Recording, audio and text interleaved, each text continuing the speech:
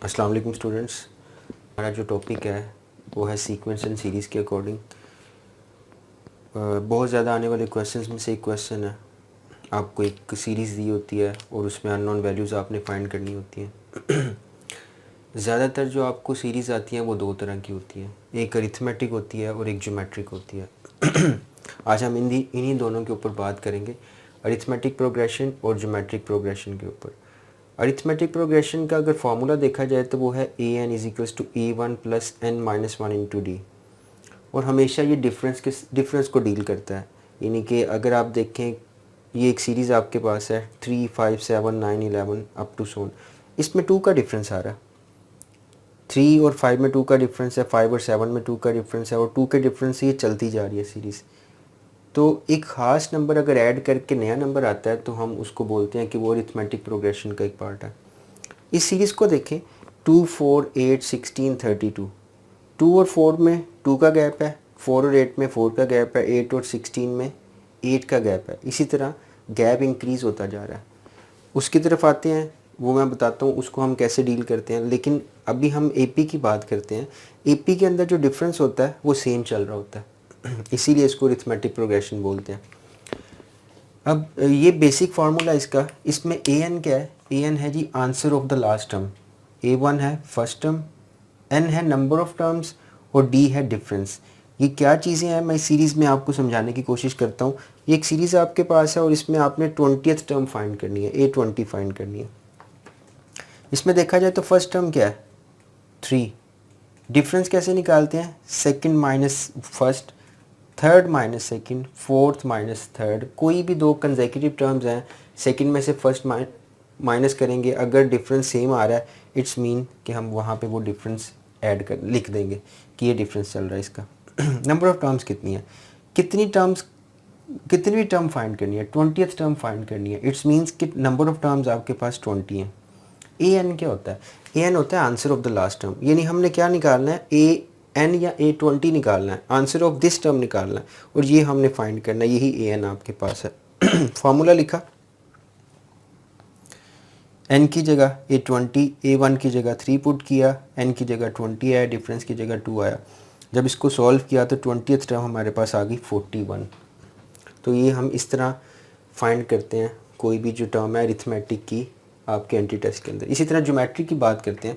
Geometric progression का formula देखा जाए तो ये फॉर्मूला an = A1 r⁻n-1। चीज़ें वही हैं, an भी वही है, A1 भी वही है, an भी वही है, n भी वही है। an के answer of the last term, A1 क्या फर्स्ट टर्म, n क्या है नंबर ऑफ टर्म्स कितनी है। अब बात करते हैं r और d आपको समझ आ गया होगा डिफरेंस कैसे निकालते हैं, सेकंड माइनस फर्स्ट। लेकिन यहाँ क्या काम किया जाता है? यहाँ पे फाइंड की जाती है r रेशो। इन सब के अंदर रेशो सेम होती है। रेशो होती क्या है? Second divide by first, third divide by second. कोई भी दो कंसेक्यूटिव टर्म लें, बाद वाली टर्म में से पहली वाली टर्म को डिवाइड कर दें, अगर आंसर सेम आ रहा है, रेशो सेम आ रही है, इट्स मीन कि ये ज्योमेट्रिक सीरीज़ है। इसको ज्योमेट्रिक प्रोग्रेशन बोलते हैं। अब यहाँ पे हमने देखा सबकी रेशो सेम आ रही थी, वो 2 आ रही थी। फॉर्मूला पुट किया, फॉर्मूले में वैल्यू लिखी, n की जगह 10 आ गया, A1 की जगह 2 आ गया। इसी तरह जब इसको सॉल्व किया तो 10th टर्म आपके पास 1024 आ गई। ठीक है, ये सिंपल मेथड था AP और GP को फाइंड करने का। अब क्वेश्चन किस तरह के आते हैं एंटी टेस्ट के अंदर? एक छोटे सा मैंने एग्जांपल लिखी है यहाँ पे। ये मिक्स सीरीज़ है, मैं आपको बताता हूँ कैसे मिक्स्ड सीरीज़ है। 1 का लिंक जो है वो 2 के साथ है, थर्ड टर्म के साथ, इस 2 का इस टर्म के साथ, फिफ्थ टर्म के साथ, और ज़ाहिर बात है फिफ्थ टर्म का सेवन्थ टर्म के साथ लिंक होगा।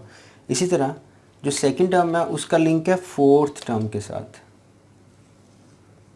फोर्थ का सिक्स टर्म के साथ, और इसी तरह सिक्स का एट्थ टर्म के साथ होगा। हमने 12th टर्म निकाल ली है इसकी।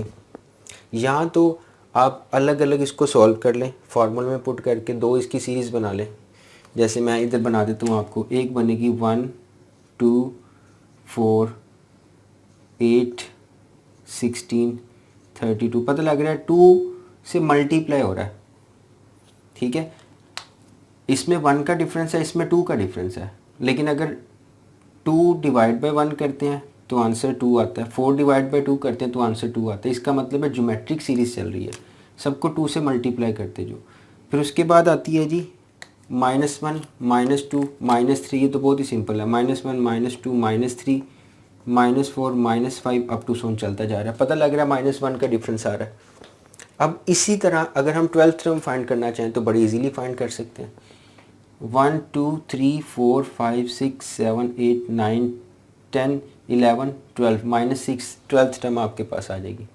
तो आप सिंपल या तो इसको ऐसे सीरीज़ बना के पुट कर लें, सीरीज़ बना के चेक कर लें, या आपकी मर्ज़ी है आप इनको फार्मूलाज में पुट करके भी इसका आंसर निकाल सकते हैं। तो जब कभी ऐसा क्वेश्चन आपको एंट्री टेस्ट के अंदर आए तो आप कोशिश करें उसको देखें कि इसमें 2 टर्म्स मिक्स हैं या 3 टर्म्स मिक्स हैं। फाइंड करना बड़ा इजी है, वैसे देखने में बड़ी मुश्किल टर्म लग रही है, लेकिन जब इसको स्प्लिट करेंगे 2 पार्ट्स में तो बड़ा इजीली सॉल्व कर सकते हैं। तो इसी तरह अगर आपके पास बाजू का 3 की भी आ जाती है तो आप अगर अलग अलग करके देखते हैं तो आप इजीली उसको सॉल्व कर सकते हैं। तो आज जो है वो हमने एपी और जीपी की बात की थी। इंशाल्लाह नेक्स्ट क्लास के अंदर हम फर्दर भी टॉपिक्स को डिस्कस करेंगे। आज के लिए इतना ही है, इंशाल्लाह फिर मुलाकात होगी, तब तक के लिए अल्लाह हाफ़िज़।